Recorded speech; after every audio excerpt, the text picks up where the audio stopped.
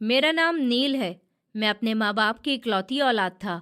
पापा प्रॉपर्टी का काम करते थे और शहर के नामी लोगों में उनकी गिनती होती थी। बाहर से हमारी जिंदगी जितनी चमकदार दिखती थी, अंदर उतने ही अंधेरे छुपे थे, और उन्हीं अंधेरों ने आज इस अदालत को गवाह बना दिया था। ये साइन नकली हैं। वकील साहब, मेरा भाई मरते वक्त कुछ भी लिखकर नहीं गया था। ये लड़का झूठ बोल रहा है। ये तो जन्म से ही मक्कार है। ताया की आवाज अदालत के कमरे में गूंज उठी।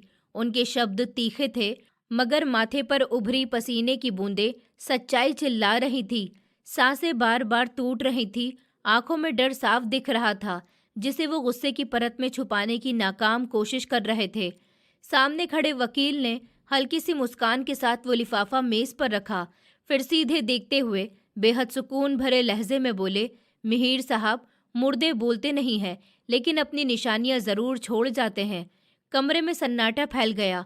और ये निशानी, वकील ने धीरे से कहा, आपके पैरों के नीचे से जमीन खिसकाने के लिए काफी है। ताया की उंगलियां कांपने लगी थी। आपने जिस बच्चे से मजदूरी करवाई, उसका हिसाब बाद में होगा। वकील की आवाज अब और ठंडी हो चुकी थी। पहले इस जुर्म का जवाब दीजिए जो आपने उस रात बंद कमरे में किया था। ताया का चेहरा पीला पड़ गया। कि आपको लगा था कि दीवारों के कान नहीं होते, या फिर वो मासूम आंखें कुछ देख ही नहीं रही थी। उनके हाथ ऐसे कांपने लगे मानो अभी गिर पड़ेंगे। उन्हें यकीन ही नहीं हो रहा था कि वो पुरानी बात, वो गहरा राज आज इस भरी अदालत में जिंदा होकर खड़ा है। जिस सच को वो दफन कर देना चाहते थे, जिसके लिए उन्होंने अपनों का खून तक निचोड़ लिया था, वही सच आज गवाही दे रहा था। और मैं सब कुछ देख रहा था, क्योंकि ये कहानी सिर्फ किसी जुर्म की नहीं थी। ये कहानी थी राज के जिंदा हो जाने की। पापा की जिंदगी में मुझे हर सुकून और सहूलत मिली थी। मेरे बाप का साया मेरे लिए आसमान की घनी छाँव जैसा था। पर मैं उस वक्त नहीं जानता था कि जिंदगी ने मेरे पापा को मेरे सपने पूरे करने की ज्यादा मोहलत नहीं दी है। मेरे पापा जो चाहते थे कि मैं पढ़ लिख कर बड़ा ऑफिसर बन जाऊं, और इसीलिए पापा गांव छोड़कर शहर आकर आबाद हो गए थे। यहाँ पर उन्होंने अपना एक बड़ा सा घर बनाया था। वो घर जिसके हर कोने में मैं एक शहजादे की तरह चहकता था। मुझे क्या खबर थी कि यही आलीशान घर एक दिन मेरे लिए कैद खाना बन सकता है। सच में जिंदगी हमारे साथ वो खेल खेलती है जिसका हमें अंदाजा भी नहीं होता। इसलिए शायद हमें पहले ही आने वाले वक्त के लिए तैयार और मजबूत बने रहना चाहिए। एक ऐसी सजा जिसको काटना बहुत मुश्किल हो। मैं मुश्किल से उस वक्त 4 साल का था जब मेरी माँ इस दुनिया से चली गई। वो दोबारा से माँ बनने वाली थी, पर जिंदगी ने उनसे इस खुशी के साथ साथ ही उनकी सांसें भी छीन ली थी। उस वक्त मैं बहुत ज्यादा छोटा था। मुझे तो माँ का चेहरा भी ठीक से नहीं याद, पर मेरे पापा ने मुझे अपने प्यार में इस तरह से छुपा लिया था कि मुझे कभी माँ की कमी भी महसूस ही नहीं होने दी। वो मेरे पापा भी थे और माँ भी थे। हमारी जिंदगी बहुत सुकून से गुजर रही थी कि फिर एक दिन ताया भी रोजगार के सिलसिले में ही शहर आकर बसना चाहते थे। शुरू में उन्होंने पापा से कहा कि वो किराए का मकान ढूंढ रहे हैं, पर मेरे पापा जो रिश्तों को निभाने वाले इंसान थे, उन्होंने फौरन से मना कर दिया। पापा ने ताया के कंधे पर हाथ रखते हुए प्यार से कहा था कि भाई, आप भी क्या गैरों वाली बात करते हैं। यहाँ मेरा इतना बड़ा घर है और मैं और नील अकेले ही तो रहते हैं। इस घर में इतने कमरे खाली भी पड़े हुए हैं, हर जगह वीरानी छाई होती है। तो आप और भाभी बच्चों को लेकर यहीं पर आ जाइए, हम सब साथ में ही रह लेंगे। इस वजह से घर में रौनक भी हो जाएगी और नील को भी खेलने के लिए उसके बहन भाई मिल जाएंगे। ताया ने उस पल तो हिचकिचाहट दिखाई थी, पर उनकी आंखों में चमकते लालच को उस वक्त कोई भी नहीं देख सकता था। और ताया के अपने भी तो 2 बच्चे थे। एक बेटा देव जो मुझसे 2 साल बड़ा था, और एक बेटी जो मुझसे छोटी थी। इस तरह से ताया, ताई और उनके बच्चे हमारे घर पर आकर रहने लगे थे। शुरू शुरू में तो सब कुछ बहुत अच्छा रहा। ताई जी मेरा ख्याल रखने लगी थी, मुझे वक्त पर खाना देती और मेरे कपड़े भी प्रेस कर देती। मुझे लगा था कि शायद मेरी माँ की कमी पूरी हो गई है। घर में चहल पहल सी हो गई थी। पापा भी बहुत ज़्यादा खुश थे कि उनका भाई उनके पास आकर रहने लगे हैं। लेकिन फिर वो मनहूस दिन भी आ गया जिसने मेरी ज़िंदगी की किताब के उन रंगीन पन्नों को फाड़कर फेंक दिया था, जिन्हें मैं कभी खोना नहीं चाहता था। मेरे पापा को अचानक से दिल का दौरा पड़ा था। फिर जब उनको अस्पताल ले जाया गया तो डॉक्टर उन्हें नहीं बचा सके। मैं उस वक्त 9th क्लास का स्टूडेंट था। मुझ पर तो मानो जैसे पहाड़ ही टूट पड़ा हो। मेरा जान से प्यारा बाप जो मेरा इकलौता सहारा था, वो मुझे हमेशा के लिए छोड़कर चला गया। उनके बिना जीने का तो मैंने कभी सोचा भी नहीं था। मैं उस वक्त छोटी उम्र का था। अपने पापा की जुदाई को बर्दाश्त करना मेरे लिए बहुत मुश्किल था। उनके अंतिम संस्कार वाले दिन ऐसा लग रहा था कि जैसे मानो मेरी पूरी दुनिया ही खत्म हो गई हो। सब आने जाने वाले लोग मेरे सर पर हाथ फेरकर मुझे तसल्लियां दे रहे थे। कोई मुझे छुपा रहे थे, पर मेरी आंखें सिर्फ और सिर्फ अपने पापा के ठंडे वजूद को ही देख रही थी। और ये बात सच साबित हुई कि बाप के जाने के बाद मेरी जिंदगी, मेरी दुनिया और सब कुछ उजड़ चुका था। ताया जो कल तक मेरे पापा के सामने भीगी बिल्ली बने हुए रहते थे और उनकी हर बात में पापा की हाँ में हाँ होती थी, अब अचानक से वो टोन बदल गया। वो ताया जो बहुत ज्यादा लालची थे, उनको हकीकत में सिर्फ मेरे पापा की जायदाद ही चाहिए थी। मैं जायदाद का इकलौता वारिस था और इस सब पर मेरे ताया कब्जा करके बैठ गए। और पापा के अंतिम संस्कार के बाद तो घर का नक्शा ही बदल कर रह गया। ताया ने पापा का कारोबार का कंट्रोल संभाल लिया। शुरू में उन्होंने मुझे दिलासा दिया कि बेटा घबराओ नहीं, मैं तुम्हारे पापा की जगह ही हूँ। लेकिन ये सिर्फ झूठी बातें थी। कुछ ही हफ्तों में उनका व्यवहार बहुत कड़वा होने लगा। एक सुबह मैं स्कूल जाने के लिए तैयार हो रहा था कि ताया मेरे कमरे में आए। उनके चेहरे पर एक अजीब सी सख्ती थी। नील, ये यूनिफॉर्म उतार दो, उन्होंने रूखे लहजे में कहा था। मैंने उनकी तरफ देखा और डर डर कर पूछा कि क्यों ताया, आज स्कूल नहीं जाना है क्या?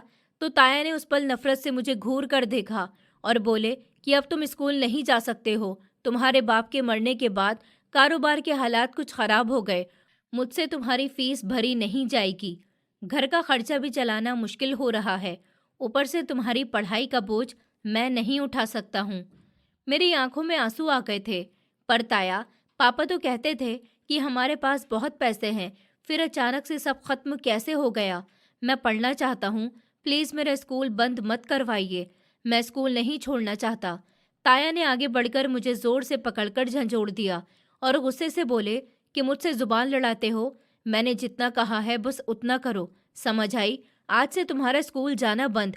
मैंने कुणाल की चाय के होटल पर तुम्हारे लिए बात कर ली है। तुम कल से वहां पर काम पर जाओगे। मैं तुम्हें यहाँ मुफ्त की रोटी तोड़ने की इजाज़त बिल्कुल भी नहीं दे सकता। मैं उनके सामने रोता रहा, गिड़गिड़ाता रहा, लेकिन ताया का दिल बिल्कुल भी नहीं पिघला, बल्कि वो फौरन कमरे से निकल गए और मैं वहीं पर फर्श पर बैठकर अपने पापा को पुकारता रहा था। अगले ही दिन जहाँ पर मेरा कजिन देव स्कूल की वैन में बैठकर जा रहा था स्कूल पढ़ने, जहाँ पर मैं पढ़ता था, अब मैं पैदल शहर के एक धूल मिट्टी से भरे हुए चाय के होटल पर गया। मेरे पापा की जमा पूंजी ताया अंधाधुंध खर्च करने लगे और मुझे एक चाय के होटल पर काम करने के लिए लगा दिया। मैं वहां पर सारा दिन मालिक की डांट सुनता, आने जाने वाले ग्राहकों के सामने से झूठे बर्तन उठाता और उनको धोता। शाम को जब मैं थका हारा घर पर लौटता तो मेरा जिस्म टूट रहा होता था। एक रात मैं घर पर आया तो ताया बैठक में कुर्सी पर टांग रखकर बैठे हुए हुक्का पी रहे थे और मैंने डरते डरते अपने दिन भर की कमाई उनके हाथ पर रखी तो उन्होंने नोट छीन लिए और फिर नफरत से मेरी तरफ देखा। बस इतने से पैसे लेकर आए हो, और कहाँ हैं? उनकी आवाज़ में गरज थी। आज सिर्फ ये 150 रुपये तुमने कमाए हैं, क्या सारा दिन वहां पर मक्खियां मार रहे थे? मैंने कांपती हुई आवाज़ में जवाब दिया कि नहीं ताया जी, आज ग्राहक बहुत कम आए थे और मालिक ने भी पैसे काट लिए क्योंकि मुझसे आज एक ग्लास टूट गया था। ये सुनकर ताया ने गुस्से में मुझ पर हाथ उठा लिया और मेरे मुंह पर एक जोरदार थप्पड़ मारा। मनहूस कहीं के, तुमसे ढंग से एक काम भी नहीं किया जाता और ऊपर से नुकसान कर कर आया है। मुफ्त की रोटी तोड़ना चाहता है क्या? मगर यहाँ पर ऐसा नहीं चलेगा। जा यहाँ से, दफा हो जा मेरी नज़रों से। मैं रोता हुआ किचन की तरफ गया जहाँ पर ताई बर्तन धो रही थी। मुझे बहुत तेज भूख लगी हुई थी क्योंकि दोपहर में भी मुझे होटल पर सिर्फ एक रोटी ही खाने को मिली थी। ताई, खाना दे दीजिए, बहुत भूख लगी है। मैंने मिन्नत की तो ताई ने मुड़कर मुझे देखा। उनकी आंखों में नफरत साफ दिखाई दे रही थी। उन्होंने थोड़ा सा खाना मेरी प्लेट में डालकर दे दिया और ताने भरे लहजे में बोली कि बड़े आए नवाबजादे, सारा दिन तो आवारागर्दी करते फिरता है और शाम को यहाँ रोटी मांगने आ जाता है। ये तुम्हारे बाप का होटल नहीं है समझे, जो हर वक्त खाना तैयार मिलेगा। जल्दी से खाओ और सारे बर्तन धो। कल सुबह को देव ने स्कूल भी जाना है, उसकी यूनिफॉर्म भी तुम ही प्रेस करोगे। ये कहकर वो चली गई और मैं चुपचाप वो रोटी लेकर बैठक में एक कोने में बैठ गया था। एक निवाला भी मेरे हलक से नहीं उतर पा रहा था। सामने ताया का बेटा देव अपने कमरे में बैठा हुआ मज़े से टीवी देख रहा था। उसमें उसका फेवरेट कार्टून आ रहा था, जो कि मैं भी बहुत मज़े से पहले देखा करता था, और हाथ में बर्गर था। वो आराम से टीवी देखते हुए बर्गर खा रहा था। ये वो बर्गर था जो पापा मेरे लिए लेकर आया करते थे। उस लम्हे आंसू मेरे गालों से बहकर रोटी पर गिरने लगे। ताई भी मुझे नफरत की नज़रों से देखती थी, जैसे कि मैं कोई उनका बहुत बड़ा दुश्मन हूँ। पर मुझे टाइम गुजारना था। महीने बाद मालिक सैलरी देते, वो भी लाकर मैं ताया को दे देता, और ज़रा सी भी कमी या गलती होती तो ताया मुझे मारना पीटना शुरू कर देते थे, और ताई बातें सुनाना शुरू कर देती। बाकी रही सही कसर उनके बच्चे भी पूरी कर देते थे। ताया का बड़ा बेटा मुझसे उम्र में 2 साल बड़ा था। वो शहर के अच्छे प्राइवेट स्कूल में पढ़ रहा था, वही प्राइवेट स्कूल जिसमें किसी वक्त मैं पढ़ा करता था। मैं अपने पापा का सपना पूरा करना चाहता था, लेकिन ताया ने मेरा स्कूल भी छुड़वाने के साथ साथ मुझे नौकर जैसी जिंदगी दे रखी थी। मैंने हिम्मत नहीं हारी। मेरे अंदर पढ़ने की लगन अभी भी जिंदा थी। होटल पर जब कोई ग्राहक अखबार छोड़कर जाता तो मैं छुपकर उसको पढ़ने लग जाता। पुराने रद्दी के कागज में अगर कोई किताब का पन्ना मिल जाता तो उसको जोड़ जोड़ कर पढ़ता। मैंने ताया से बहुत कहा कि मैं स्कूल पढ़ना चाहता हूँ, पर उन्होंने नहीं सुनी थी। फिर एक रात ताया काफ़ी अच्छे मूड में थे, तो मैंने हिम्मत जमा करके कहा कि ताया, मैं साथ में काम भी कर लूँगा और पढ़ाई भी, बस आप मुझे स्कूल जाने की इजाज़त दे दीजिए। मैं सुबह सवेरे उठकर घर का सारा काम करूँगा और स्कूल से आकर सीधा होटल पर चला जाऊँगा। प्लीज़ मुझे किताबें ला दीजिए, मैं घर पर ही पढ़ लिया करूँगा। ताया ने हुक्के को पीते हुए धुआं छोड़ा और मेरी तरफ देखते हुए ताने भरे लहजे में बोले कि पढ़ लिख कर क्या ही कर लेगा, कोई अफसर बन जाएगा क्या? तुम्हारे नसीब में ये प्लेट धोना ही लिखा हुआ है। तुम यहाँ पर चाय के होटल पर काम करते हुए ही अच्छे लगते हो, और वही काम करते रहो। धीरे धीरे सीख जाओगे और आदत भी हो जाएगी। फिर खुद का काम भी कर लेना। चाय बनाना भी एक हुनर होता है, पढ़ाई में क्या रखा है भला? पर मैं जानता था कि ताया सिर्फ लालची हैं। वो सिर्फ मेरी कमाई खाने के लिए ऐसा करते हैं, जबकि वो अपने दोनों बच्चों को महंगे और बड़े स्कूल में पढ़ा रहे थे। उनका मकसद मुझे जलील रखकर हमेशा के लिए अपना गुलाम बनाना था, ताकि मैं कभी भी अपने हक के लिए आवाज़ ही नहीं उठा सकूं। रात के वक्त जब सब सो जाते तो मैं चुपचाप से उठ जाता और पापा के उस कमरे की तरफ चला जाता जिसको ताया ने स्टोर रूम बना दिया था। पर वहाँ पर पापा की किताबों वाली अलमारी अभी भी मौजूद थी। मैं वहाँ पर बैठकर पापा की किताबें पढ़ा करता था। पापा को किताबों का बहुत ज़्यादा शौक था। उन किताबों को देखकर मुझे अपने पापा की याद आ जाती, और उनकी मौजूदगी का एहसास मुझे उनके उस स्टडी रूम में महसूस होता था। वो किताबें ही मेरा आखिरी सहारा थीं। मैं उनके लिखे हुए शब्दों में खो जाता था। थोड़ी देर के लिए तो मैं भी भूल जाता कि मैं अनाथ और बेसहारा नौकर हूँ, बल्कि मुझे लगता कि मैं वही नील हूँ जो ऑफिसर बनने का सपना देखता था। जिंदगी इसी तरह से जुल्म की चक्की में पिस रही थी कि एक दिन ताया के बेटे देव ने ऐसी ख्वाहिश कर दी जिसने मेरी रही सही जगह को भी खतरे में डाल दिया था। देव अब बड़ा हो रहा था और उसको अपनी आज़ादी चाहिए थी। उसकी इस ख्वाहिश ने घर में एक नए तूफान की बुनियाद रख दी थी। एक ऐसा तूफान जो कि मुझे मेरी मर्जी की एक निशानी से भी, एक आखिरी निशानी को भी छीनने वाला था। कहने लगा कि पापा, मुझे अपने दोस्तों को घर बुलाते हुए शर्म आती है। देव ने खाने की मेज के पास कुर्सी पर बैठे टांग पर टांग रखते हुए कहा था, और मुंह बनाकर सामने पड़े हुए प्लेट को दूर सरका दिया। उसके लहजे में अजीब सी वीरानी थी जो अक्सर उसकी बातों में झलकती थी। ताया ने निवाला मुंह में डालते डालते हाथ रोक लिया और बड़े प्यार से अपने बेटे की तरफ देखा। उनकी आंखों में देव के लिए वो प्यार था जिसके लिए मैं तरसता रह गया था। क्यों मेरे शेर बेटे, क्या हुआ है? क्या किसी ने कुछ कहा है तुम्हें? ताया ने फिक्रमंदी से पूछा तो देव ने तिरछी नजरों से मेरी तरफ देखा, जो कोने में खड़ा हुआ उनके हुक्म का इंतजार कर रहा था कि कब वो लोग पानी मांगे या कब रोटी और लाने का हुक्म दे तो मैं फौरन से ही लेकर आ जाऊं। तभी वो बोला, किसी ने क्या कहना है पापा, बस हमारा घर ही ऐसा है। मेरे सारे दोस्तों के पास अपने अलग अलग कमरे हैं, उनके पर्सनल सेटअप है जहाँ पर वो पढ़ते हैं, गेम खेलते हैं, मज़े करते हैं, और एक मैं हूँ जो लोन में सोफे पर बैठकर होमवर्क करता हूँ। मुझे अपनी अलग प्राइवेसी चाहिए पापा, मुझे अपना अलग कमरा चाहिए। देव ने जिद्दी बच्चे की तरह कहा था तो ताई, जो अब तक खामोशी से खाना खा रही थी, फौरन से बोल पड़ी कि बिल्कुल, बात तो ठीक है ये, अब हमारा बेटा जवान हो रहा है, उसको अलग जगह चाहिए। वैसे भी नीचे वाला पोर्शन तो आपने किराए पर दिया हुआ है, अब ऊपर जगह कहाँ बचती है? ताया कुछ लम्हे के लिए सोच में पड़ गए। उन्होंने चारों तरफ नज़र दौड़ाई। मैं दिल ही दिल में ऊपर वाले से प्रार्थना कर रहा था कि उनकी नज़र मेरे पापा के कमरे पर नहीं चली जाए। वो कमरा जो बंद पड़ा हुआ था, जहाँ पर मेरे पापा की यादें, उनकी खुशबू और उनकी किताबें रखी हुई थी, वो घर का एक आखिरी कोना था जहाँ पर जाकर मुझे सुकून मिला करता था। मेरी प्रार्थना शायद उस वक्त इतनी ताकतवर नहीं थी। ताया के चेहरे पर एक मक्कार सी मुस्कुराहट आ गई। उन्होंने अपनी मूंछों को ताव दिया और एक फैसले भरे अंदाज में बोले कि कोई परेशानी वाली बात नहीं है इसमें। घर अपना है तो जगह की क्या कमी है। वो सामने वाला स्टडी रूम है ना, वो किस काम का है? सालों से बंद पड़ा हुआ है। बस इसमें पुरानी किताबें और रद्दी ही तो पड़ी हुई है।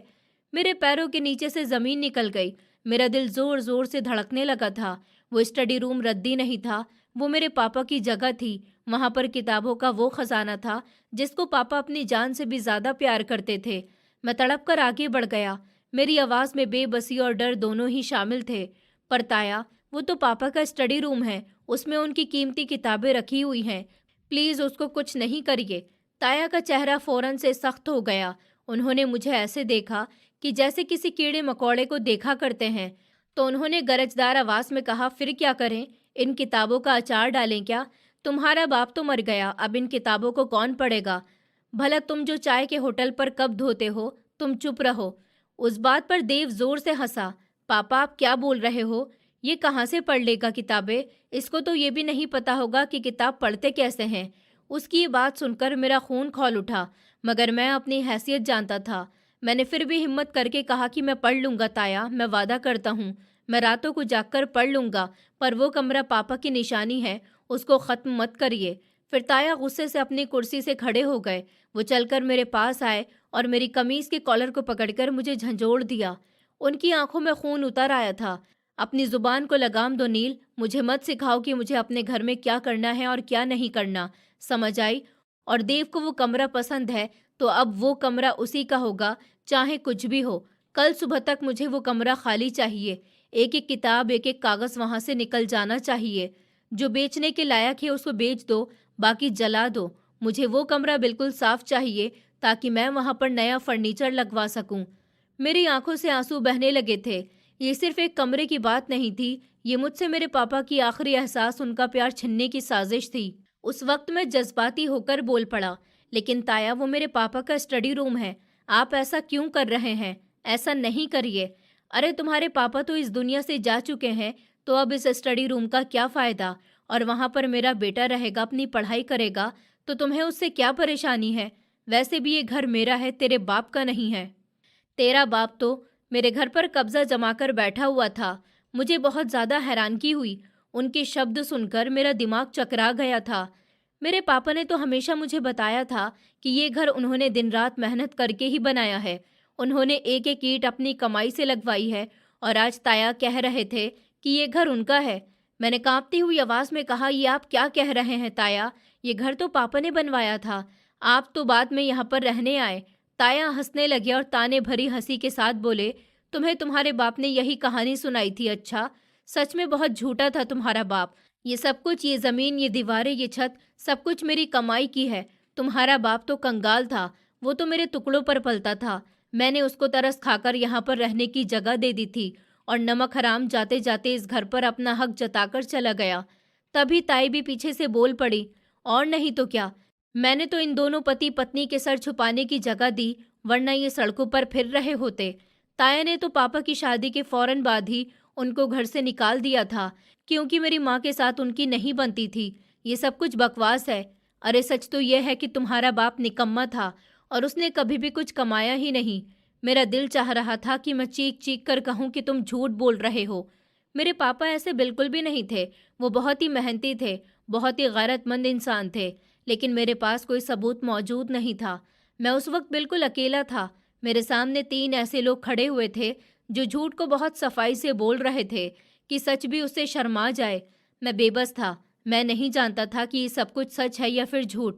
मैं तो सिर्फ अपने पापा की बात पर यकीन करता था, उनकी आंखों में नजर आने वाली सच्चाई पर यकीन करता था। और आज वो आंखें मिट्टी में मिल चुकी थी। मैं जिंदा होकर भी शायद मर चुका था। ताया ने आखिरी फैसला सुनाते हुए कहा कि मुझे और बहस नहीं चाहिए। अभी यहाँ से जाओ और कमरा खाली करना शुरू करो। कल सुबह अगर मुझे वहाँ पर एक भी पुरानी किताब नजर आई तो तुम्हारी खाल उधेड़ कर रख दूंगा, समझ आई? और हाँ, वो सारा कबाड़ बेचकर जो भी पैसे मिलेंगे वो लाकर मुझे देना, मैं उसको अपने काम में ले लूंगा।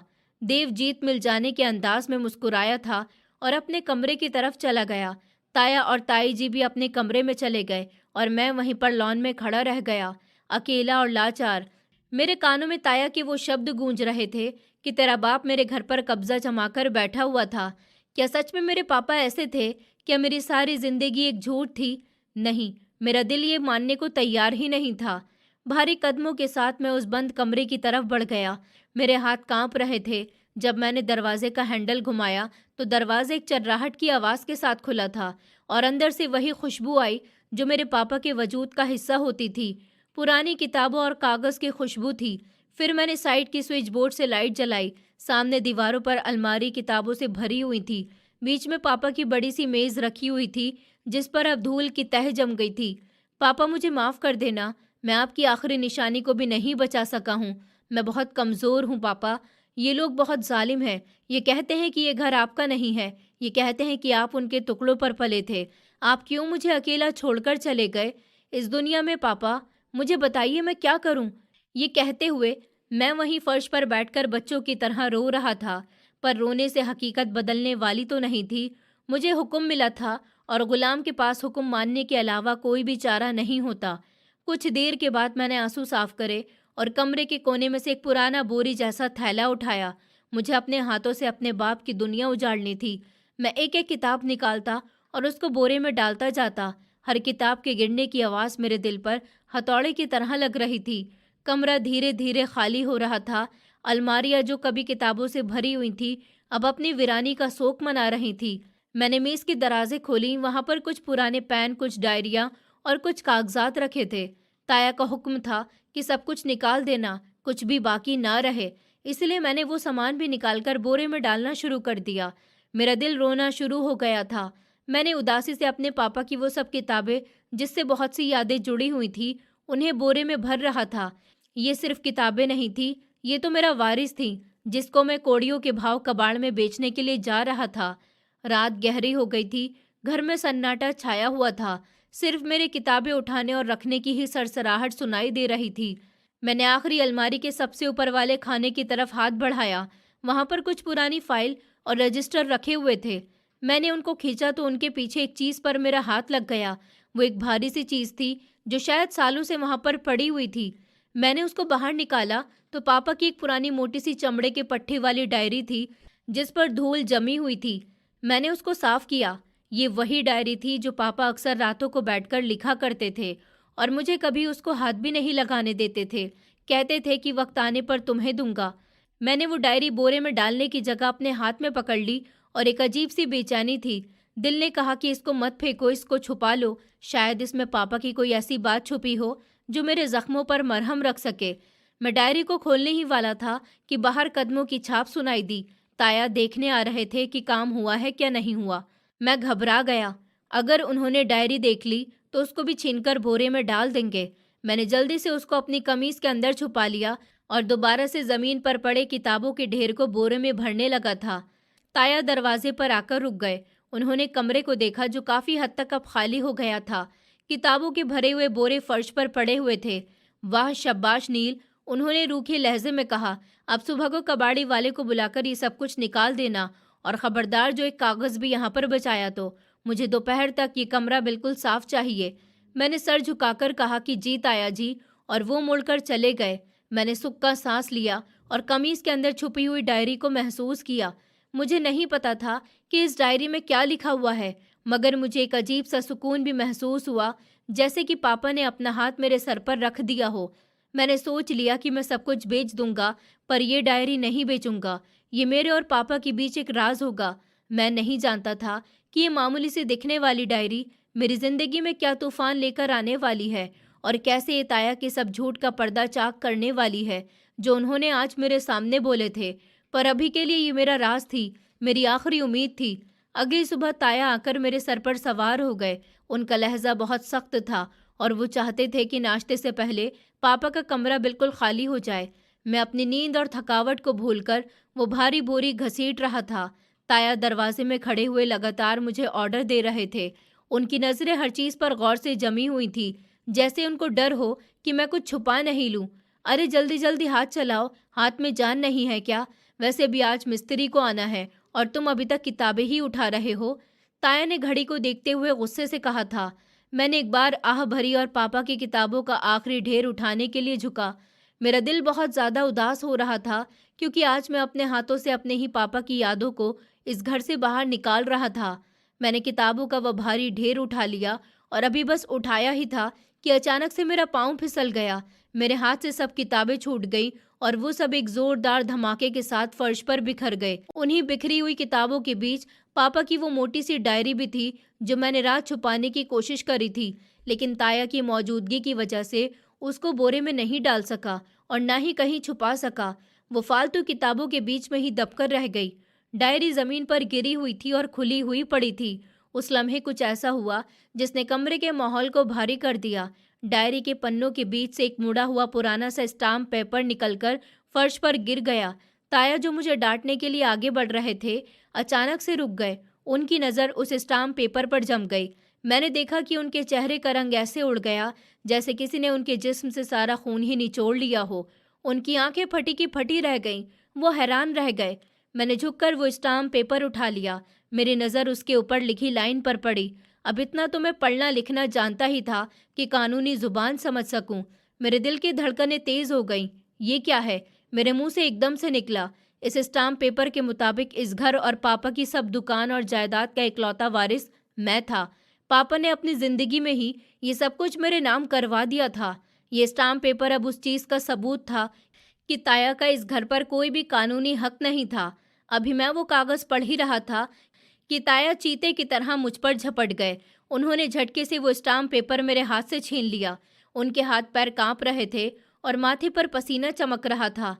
ला इधर, ये ताया ने हाफते हुए कहा। तुम बच्चे हो, ये बड़ों के मामले में टांग मत अड़ाओ। मैंने हैरत और सदमे की हालत में उनकी तरफ देखा और कांपती हुई आवाज में पूछा, पर ताया, इस पर तो लिखा हुआ है कि ये घर मेरे नाम है। पापा ने ये घर मुझे तोहफे में दिया था, तो आप क्यों कह रहे थे कि ये घर आपका है? इस बात से ताया के चेहरे पर डर की जगह गुस्से और इनकार ने ले ली थी। वो चीख कर बोले कि ये सब झूठ है, बकवास है, ये कागज गलत है। तुम्हारा बाप मरते वक्त उसका दिमाग खराब हो गया था। ये कागज नकली है। ये सारी जायदाद मेरी थी, जो कि मेरी कमाई की बनी थी। मैंने तो उसको छोटे भाई की वजह से यहाँ रहने दिया, ताकि तुम एहसान समझो कि मैंने बड़े होने का फर्ज निभाया। मैं उनको देखता रह गया। मुझे कुछ समझ ही नहीं आया कि ताया बौखला क्यों गए। वो मुझे सफाई क्यों दे रहे हैं? मैंने तो कुछ भी नहीं कहा था। अगर वो सच्चे थे तो उनके हाथ क्यों कांप रहे थे? लेकिन ताया, ये सरकारी स्टाम्प पेपर है। मैंने उनको दलील देने की कोशिश करी, पर ताया ने दहाड़ते हुए कहा कि मुझे कानून मत सिखाओ। ये कागज पुराने और अब बेकार हो गए। तुम्हारे बाप ने कारोबार में इतना कर्जा लिया हुआ था कि ये सब कुछ अब बिक चुका है। मैंने अपनी जेब से पैसे देकर ये घर बचाया। तुम शुक्र करो कि मैंने तुम्हें छत दे दी है। ये कहकर वो तेजी से मुड़ गए और उस स्टाम्प पेपर को अपनी जेब में डालते हुए कमरे से बाहर निकल गए। वो इतना ज्यादा घबराए हुए थे कि जमीन पर पड़ी हुई डायरी की तरफ उन्होंने ध्यान तक नहीं दिया, जिसमें वो कागज निकला था। उनको शायद लगा कि असली खतरा वो कागज ही था, जिसको उन्होंने कब्जे में ले लिया। मैं वहीं पर पत्थर का बना हुआ खड़ा रहा। मेरे दिमाग में तूफान उठा हुआ था। उस वक्त ताया का व्यवहार बता रहा था कि वो झूठ बोल रहे हैं। अगर वो सच्चे होते तो कागज छीनकर भागते नहीं। फिर मैंने नीचे झुककर पापा की वो डायरी उठाई। मेरे हाथ कांप रहे थे। मैंने उसको खोला। उसके पहले ही पन्ने पर पापा की खूबसूरत लिखाई में मेरा नाम लिखा हुआ था। उसमें पापा ने अपने रूटीन की कुछ बातें लिखी हुई थी, पर आखिरी कुछ पन्ने बहुत ज़्यादा अहम थे। वहाँ पर लिखा हुआ था, मेरे बेटे नील, अगर तुम ये डायरी पढ़ रहे हो तो शायद मैं अब दुनिया में नहीं हूँ। मुझे अपनी बिगड़ती हुई सेहत का अंदाज़ा है और मुझे अपने भाई की नीयत पर भी शक होने लगा है। इसलिए मैंने अपनी ज़िंदगी में ही सब जायदाद कानूनी तौर पर तुम्हारे नाम करवा दी है। अगर मेरे बाद तुम्हें कोई भी परेशान करे या तुम्हारा हक छीनने की कोशिश करे तो फ़ौरन से मेरे वकील दर्शन साहब से मुलाकात करना। उनका ऑफिस कचहरी रोड पर है। मेरे बाद मेरी ये डायरी तुम्हें सब हकीकत बता देगी और वकील साहब के पास असली कागजात की कॉपी पहले से है। पापा के ये शब्द सुनकर मेरी आंखों से आंसू बह निकले थे। पापा जानते थे, वो जानते थे कि अगर वो इस दुनिया में नहीं रहे तो ताया मेरे साथ ये सब कुछ ज़रूर करेंगे। वो मेरे लिए पहले ही इंतजाम कर गए थे, मगर मैं नादान अब तक अंधेरे में ही भटक रहा था। उस दिन मैंने खुद को मजबूत बनाया। मैंने अपने आंसू साफ किए और कसम खाई कि मैं पापा की वसीयत को बेकार नहीं जाने दूंगा और अपना हक लेकर रहूंगा। मगर मैं ये भी जानता था कि ताया बहुत चालाक है। अगर मैंने अभी शोर मचाया तो वो मुझे घर से निकाल देंगे या फिर शायद मुझे जान से भी मार दे। मुझे दिमाग से काम लेना था। मैंने डायरी को दोबारा से अपनी कमीज के अंदर अच्छी तरह से छुपा लिया और बाकी किताबों को बोरे में भरना शुरू कर दिया। थोड़ी देर के बाद ताया दोबारा से कमरे में आए। वो अब बहुत ज़्यादा सुकून से लग रहे थे। शायद उनको यकीन हो गया था कि उन्होंने अपने खिलाफ सबूत मिटा दिया है। क्या हुआ? अभी तक ऐसे ही सफाई कर रहे हो? क्या हो गया है तुम्हें? उन्होंने रोब झाड़ते हुए पूछा था। मैंने एक बहुत ही मासूम और डरे हुए चेहरा बनाया और सर झुकाकर कहा कि बस हो गया ताया, मैं वो कागज़ देखकर डर गया था। मुझे लगा कि शायद पापा ने कोई कर्जा देना है और पुलिस मुझे पकड़ लेगी। शुक्र है कि आपने वो कागज़ ले लिया। आप सही कहते हैं, मुझे इन बातों की समझ ही नहीं है। ताया के चेहरे पर अब सुकून की लहर दौड़ गई। वो मेरी बेवकूफ़ बात पर दिल ही दिल में खुश हो रहे थे। हाँ बेटा, इसीलिए कहता हूँ कि बड़ों की बात माना करो। बड़े सब बातें अच्छे से जानते हैं। अब समझ आई तुम्हें? और हाँ, वो कागज़ सच में कर्जे का नोटिस ही था। मैं उससे निपट लूँगा। तुम बस अपना काम करो और ध्यान से रहो। मैं तुम्हारे लिए बुरा थोड़ी सोचता हूँ। उन्होंने मेरे सर पर एक नकली प्यार भरा हाथ रखा था और फिर वहाँ से चले गए। उन्हें ज़रा भी अंदाज़ा नहीं था कि जिस भतीजे को वो बेवकूफ़ समझ रहे हैं, वो अब हकीकत जान चुका है। उसके बाद मैं पहले की तरह काम करता रहा। मैंने ताया के सामने यही महसूस करवाया था कि मुझे कुछ भी नहीं पता और उनका हुक्म मानने वाला हूँ। फिर मैं अपनी रूटीन में आ गया। सुबह ही उठकर चाय के होटल जाता, काम करता और शाम को घर के काम भी करता। फिर सबकी डांट चुपचाप सुन लेता।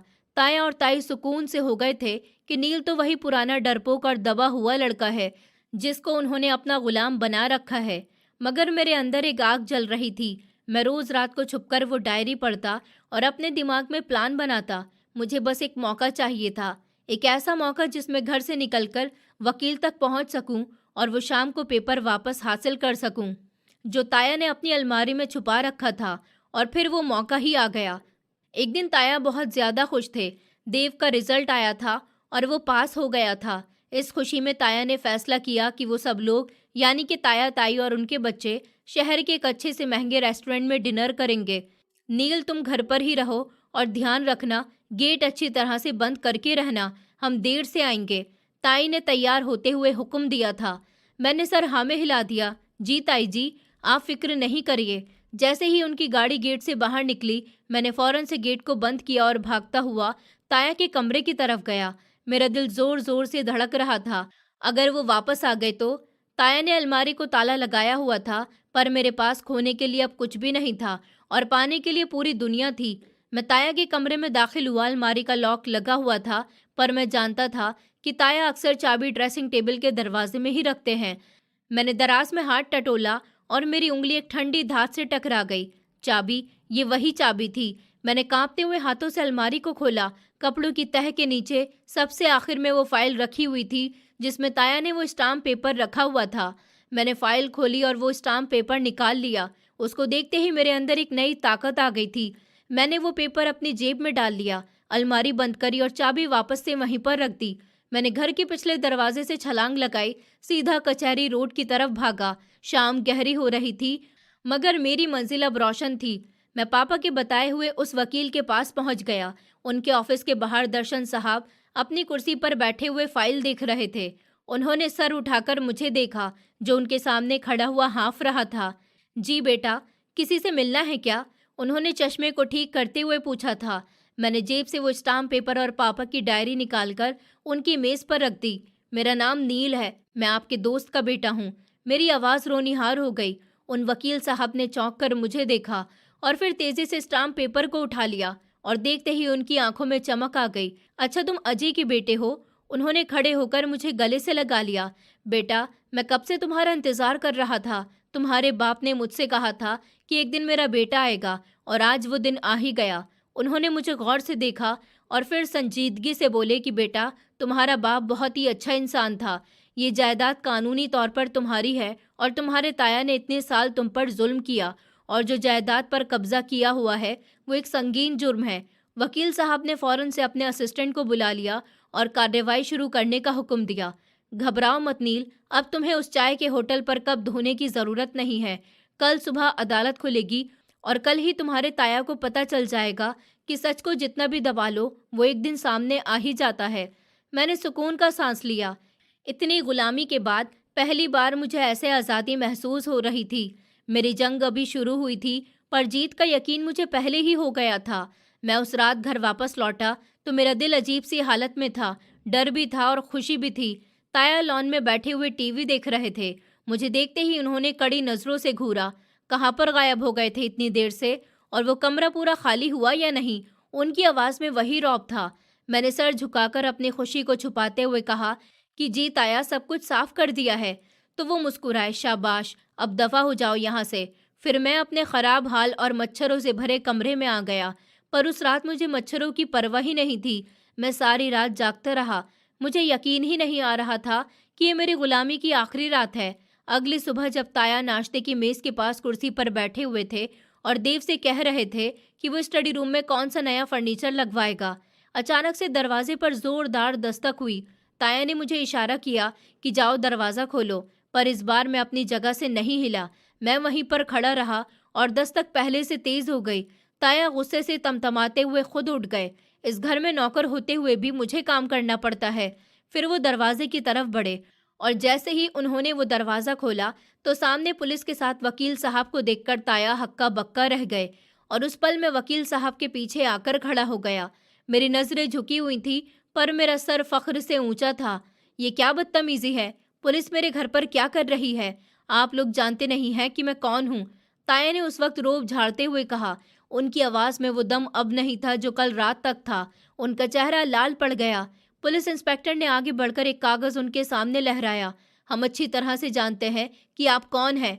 आप मिहिर साहब हैं, जिन्होंने अपने अनाथ भतीजे की जायदाद के ऊपर नाजायज़ तौर पर कब्जा किया हुआ है। इस बात पर ताया ने हकलाते हुए कहा कि ये क्या बकवास है, ये तो मेरा घर है। तभी वकील दर्शन साहब ने आगे बढ़कर कानूनी नोटिस उनके सामने किया। हाँ, ये घर आपका नहीं है और ना ही आप इसके मालिक हैं। पुलिस आपको एक अनाथ बच्चे की जायदाद पर नाजायज कब्जा करने और एक नाबालिग बच्चे से जबरदस्ती मेहनत का काम करवाने के जुर्म में गिरफ्तार करने आई है। आपकी हकीकत खुल चुकी है। तभी ताया ने गुस्से से मेरी तरफ देखा था। उनकी आंखों में बहुत गुस्सा और हैरत थी। उनको यकीन नहीं आ रहा था कि जो लड़का कल तक उनके जूते पॉलिश करता था, आज उनके सामने उनकी बर्बादी बनके खड़ा हुआ है। अच्छा, तो ये सब तूने किया? मैंने अपनी आस्तीन में सांप पाला हुआ था। तूने मेरे खिलाफ साजिश की है ना? मैं तुझे जिंदा नहीं छोड़ूंगा। वो मेरी तरफ आने लगे, पर पुलिस कांस्टेबल ने उनको दबोच लिया। मैंने पहली बार उनकी आंखों में आंखें डालकर कहा कि मैंने कोई साजिश नहीं की है ताया। मैंने सिर्फ वो किया जो मेरे पापा मुझे सिखाकर गए थे, यानी कि अपना हक मांगना। आपने तो कहा था कि ये घर आपका है, पर यह स्टाम्प पेपर कहता है कि आप झूठे हैं। आपने मेरे पापा के प्यार का सिला मुझे बेइज्जत करके दिया। ताई और देव भी उस वक्त तक बाहर निकल आए थे और ये मंजर देखकर पत्थर का बुत बनकर खड़े हो गए। पुलिस ने ताया को हथकड़ी लगाई और गाड़ी में बैठा लिया। मोहल्ले वाले तमाशा देख रहे थे, वही मोहल्ले वाले जिनके सामने ताया खुद को बहुत बड़ा और रईस दिखाते थे।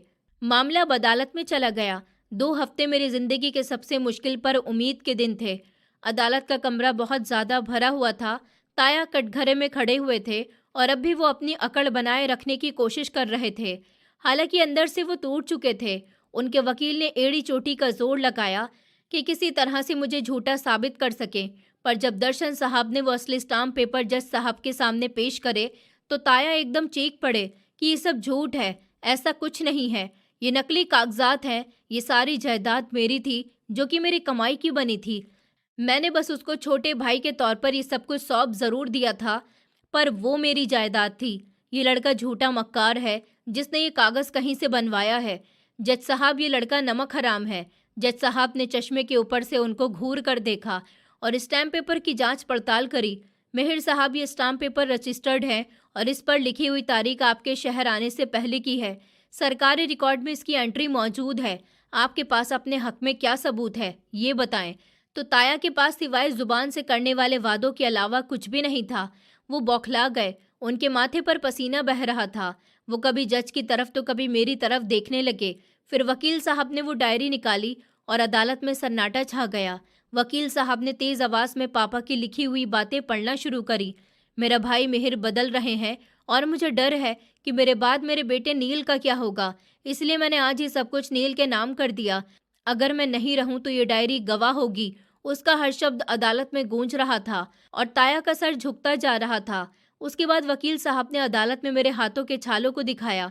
उन्होंने उस चाय के होटल के मालिक कुणाल को बुलाया और होटल के मालिक ने कसम खाकर कहा कि जी साहब, ये बच्चा मेरे पास 5 साल से काम कर रहा है। मिहिर साहब ने खुद इसको मेरे पास नौकरी पर लगाया था और वो हर महीने आते थे, उसकी सारी सैलरी ले जाते थे। ये बच्चा तो कभी 1 रुपया घर नहीं लेकर गया। कई बार तो मिहिर साहब ने उसको मेरे सामने थप्पड़ भी मारे थे कि पैसे कम क्यों हैं। ये सुनकर अदालत में मौजूद लोगों की आंखों में भी नमी आ गई। जज साहब का चेहरा गुस्से से लाल हो गया। ताया का झूठ शीशे की तरह सबके सामने साफ हो गया था। ताया ने आखिरी कोशिश करते हुए मगरमच्छ के आंसू बहाना शुरू कर दिए। मैं तो उसकी परवरिश कर रहा था। मैंने उसको पाला, ये सोचा कि इसको कुछ काम सिखा दूं ताकि अपने पैरों पर खड़ा हो सके। ये अनाथ था। मैंने इसको छत दी। इस बात पर जज साहब ने गुस्से से उनको बोलने से रोका और कहा कि एक अनाथ बच्चे को स्कूल से हटाकर चाय के होटल पर बर्तन धुलवाने को आप परवरिश कहते हैं? आपने इस बच्चे का बचपन छीन लिया, उससे पढ़ाई छीन ली और उसके बाप की निशानी को मिटाने की कोशिश करी। आपने सिर्फ कानून नहीं तोड़ा बल्कि खून के रिश्तों की बेइज्जती भी की है। इसी तरह 2 हफ्ते बाद अदालत ने फैसला सुना दिया। वो दिन मेरी जिंदगी का यादगार दिन था। मैंने सफेद कपड़े पहन रखे थे और दिल में ऊपर वाले का शुक्र कर रहा था। अदालत सब सबूत और गवाहों की रोशनी में फैसला सुनाती है कि ये घर और सब जायदाद नील की मिल्कियत में है और मुजरिम मिहिर को अनाथ बच्चे की जायदाद पर कब्जा करने, धोखाधड़ी और नाबालिग बच्चे से जबरदस्ती मेहनत का काम करवाने की जुर्म में 10 साल की कैद की सजा सुनाई जाती है। ये फैसला सुनते ही ताया जमीन पर बैठ गए। उनका सर गुरूर, सारी अकड़ मिट्टी में मिल गई थी। पुलिस वालों ने उनको बाजू से पकड़कर उठाया और हवालात ले जाने लगे। उन्होंने मुड़कर मुझे देखा। उनकी आंखों में पछतावा था या डर, मैं फैसला नहीं कर सका, पर मुझे उन पर तरस नहीं आया। उन्होंने मेरे बाप की मेहनत का जवाब नफरत से दिया था। पुलिस ताया को बाहर ले जाने लगी थी। उनके कदम घिसट रहे थे, जैसे जमीन भी उन्हें अपनाने से इनकार कर रही हो। वो बार बार पीछे मुड़कर मुझे देख रहे थे, शायद कोई एक शब्द सुनना चाहते थे, लेकिन मेरे होठ बंद थे। कुछ रिश्ते जवाब नहीं मांगते, बस खामोशी ही काफी होती है। अदालत खाली होने लगी और मैं वहीं खड़ा था, बिल्कुल अकेला था। इतने सालों बाद भीड़ के बीच खड़ा होकर भी मैं अकेला, मगर इस बार मजबूर नहीं था। दर्शन साहब मेरे पास आए। बेटा, आज से तुम किसी के एहसान पर नहीं जियोगे। उनकी आवाज में तसल्ली थी और मैंने सर हिलाया। मेरे अंदर कुछ टूट नहीं रहा था, कुछ जुड़ रहा था। फिर घर लौटते वक्त रास्ते वही थे, मगर मेरे कदम अब हल्के थे। वो घर जहां मैंने डर के साए में सांस ली थी, आज पहली बार मेरा इंतजार कर रहा था। मैंने ताला खोला, दरवाजा चरचराया, जैसे पूछ रहा हो, अब डर तो नहीं है ना? मैं अंदर गया, सब कुछ वैसा ही था, मगर मैं वैसा नहीं रहा था। मैं सीधे पापा के कमरे में गया। दीवार पर उनकी तस्वीर टंगी थी। मैंने पहली बार आंखें मिलाकर कहा कि मैं जीत गया हूँ पापा, आपके भरोसे की वजह से। उस रात में बहुत देर तक जागता रहा। अब मुझे सिर्फ अपना हक नहीं संभालना था, मुझे अपनी जिंदगी भी बनानी थी। अगली सुबह मैंने पहली बार अपने लिए फैसला लिया। चाय के होटल की नौकरी छोड़ दी और कॉलेज में एडमिशन के लिए फॉर्म भरा।